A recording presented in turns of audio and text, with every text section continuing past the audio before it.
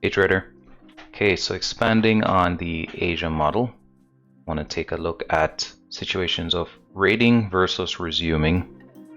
So here we're going to look at this daily chart.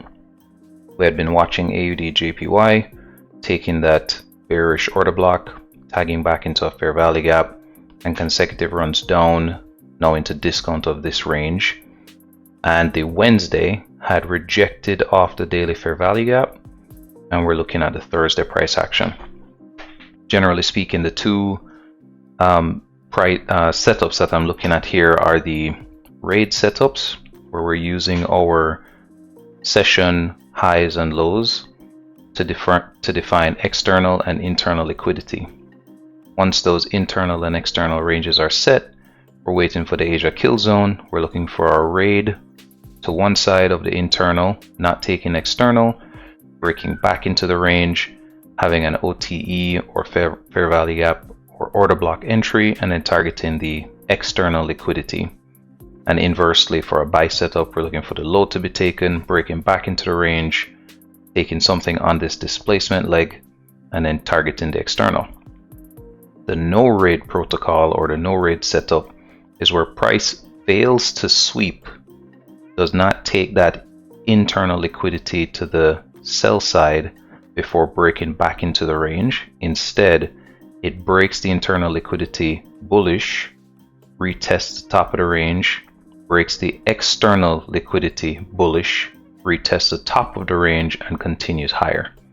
And vice versa, the internal liquidity is not broken to the buy side for a short, but instead it breaks the sell side, retests the bottom of the range, breaks the external sell side, retests, and then continues. I want to use June 12th as an example. So here's June 12th, and we have our 7 o'clock, 1 o'clock, 8 o'clock highs and lows sessions defined, internal and external liquidity. During the Asia kill zone, we would have anticipated price to break internal, retest or break back into the range, retest some area of discount before continuing higher. But in this example, it does not break the range and instead goes for the buy side, retests the top of the range, goes for the external liquidity, breaks the buy side, retests the top of the range, and then continues higher. Now, if you remember on the daily chart, we had finally gotten down into discount, and so any areas of interest that were not deeper discount would be retraces into this fair value gap, or potentially this fair value gap, and equally these relative equal highs, or potentially a mitigation block here after this consecutive breakthrough. So how do you trade it?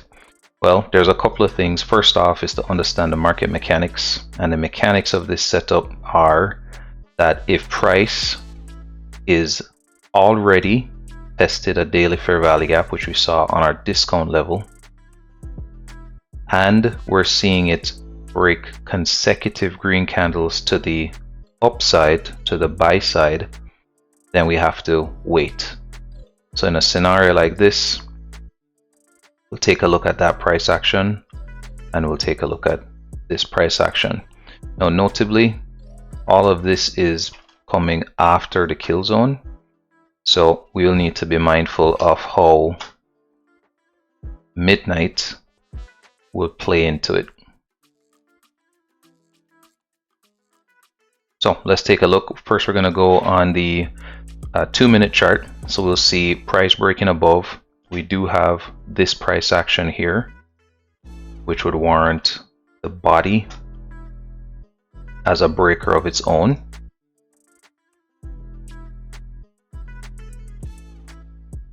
And the wick.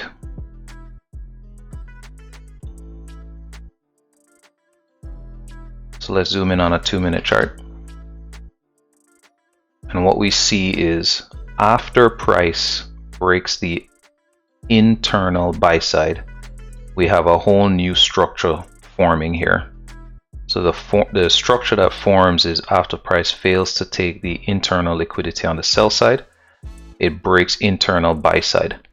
Now this would be a wait and see, because in a lot of respects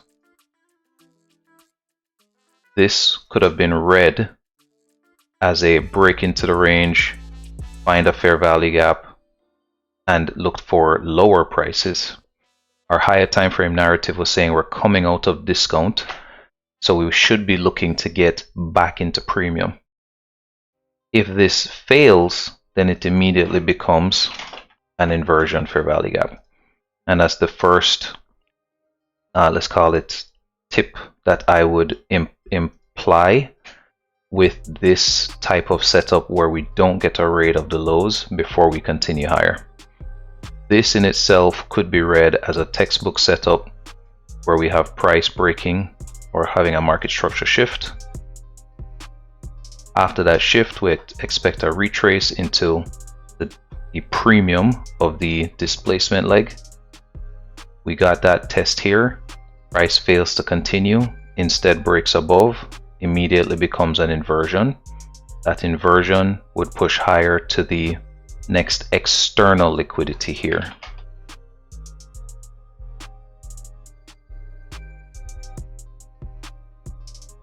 So this external liquidity would get tagged. Now we're looking at, is this a raid or are we resuming? And as soon as we see this type of price action, consecutive green candles breaking above, taking the sweep of that external, we are immediately looking at the discount of this leg. So the discount of this leg below 50%, but more realistically, we're looking at that OTE entry. Here's the OTE at 70.5. Good respect on the price, not breaking back into the range. And now we're targeting the discount, the premium, which would have been that fair value gap on the daily. So this is a price action read and adding a protocol or a technique of raids versus resuming. So when price does not raid the low to break back into the range, now we're looking for a resumption, and we're looking at different types of setups. One would be the breaker, where price shifts above internal liquidity, comes back into that breaker, doesn't touch the body on the 5-minute, but you can see that candle on the 2-minute is broken above, retested. Realistically, it would not be this setup on a breaker unless you had high confidence on that daily fair value gap. But instead, the next option would be taking the inversion when the typical raid setup to the sell side, to the buy side, breaking back into the range, testing premium and targeting lower. So to be clear, one setup is to break internal buy side, shift back into the range, retest the fair value gap and continue lower. But we did not see that. We saw that failed, and once price broke above, we can see that the test of the inversion fair value gap was held true. Here's an alternative. If this inversion fair value gap wasn't fast enough, then you look at the order block that broke this buy side. So once this buy side gets broken, you're looking for what was the last setup or discount array here. I'm going to shift this out just a bit. So you can see here